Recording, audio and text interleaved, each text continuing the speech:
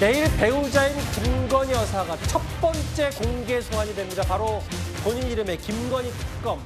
오전 10시인가요? 소환 통보를 받고 내일 출석을 하는데요. 그 전날, 사실 오늘 체포영장 재집행 여부가 초미의 관심사였는데 일단 김건희 특검은 오늘 내일은 집행하지 않기로 했습니다. 그런데 이 와중에 윤석열 전 대통령 측도 발빠르게 움직이고 있습니다. 화면을 만나보겠습니다.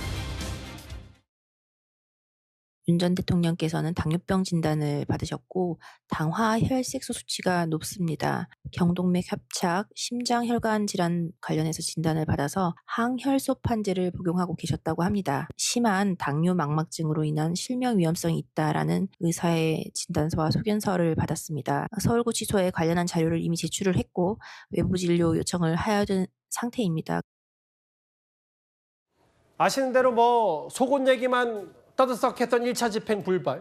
그런데 오늘 이른바 김건희 특검이 내일까지 집행 계획이 없다고 했어요. 내일이 또 부인 김건희 소환 조사 날이기 때문에 다음 화면을 볼게요. 근데 저는 정영진 변호사께 궁금한 게 뭐냐면 변호인 선임계를 윤 전 대통령 측이 좀 뒤늦게 냈다라면 물리적 충돌에 대해서 특검도 부담이 있지만 윤 전 대통령 측도 변호인을 선임계를 내면서 뭔가 좀 특검과 조율하려는 입장, 이렇게 받아들이면 되는 거예요? 일단은 제가 봤을 때는요. 특검이 큰 소리를 떵떵 쳤지만 만약에 윤석열 대통령, 전 대통령을 강제적으로 이렇게 조치하는 과정에서 체포영장을 집행하는 과정에서 불상사가 생긴다라고 하면 그걸로 인한 책임도 적지 않을 거다 그런 생각이 드는 게 왜 그런가? 윤석열 대통령은요. 어차피 조사에 응할 생각이 전혀 없는 분이에요.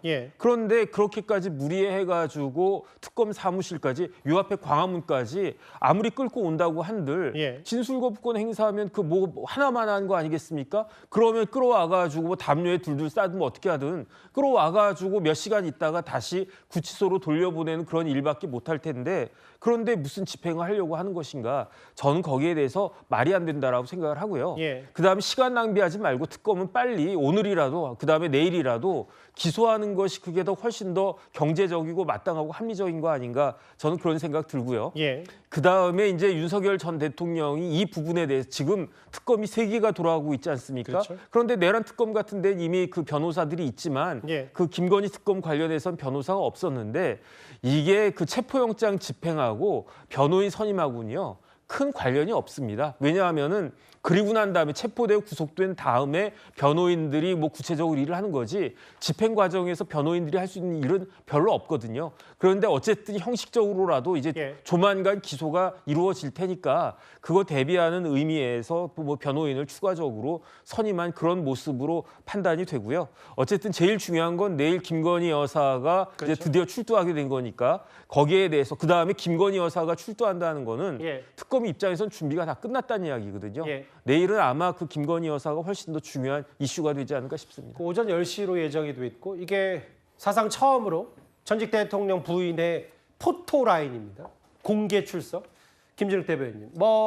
사실은 휴식을 좀 보장해달라. 그리고 혐의 한 건당 한 번 출석하는 잘라서 출석하면 어떠냐라고 했는데 특검이 그동안 이걸 다 받아들여주지 않았단 말이죠. 그렇습니다. 그 김건희 여사 쪽에서 요구한 내용들이 일반적인 피의자들의 요구와 너무나 다른 것이었죠.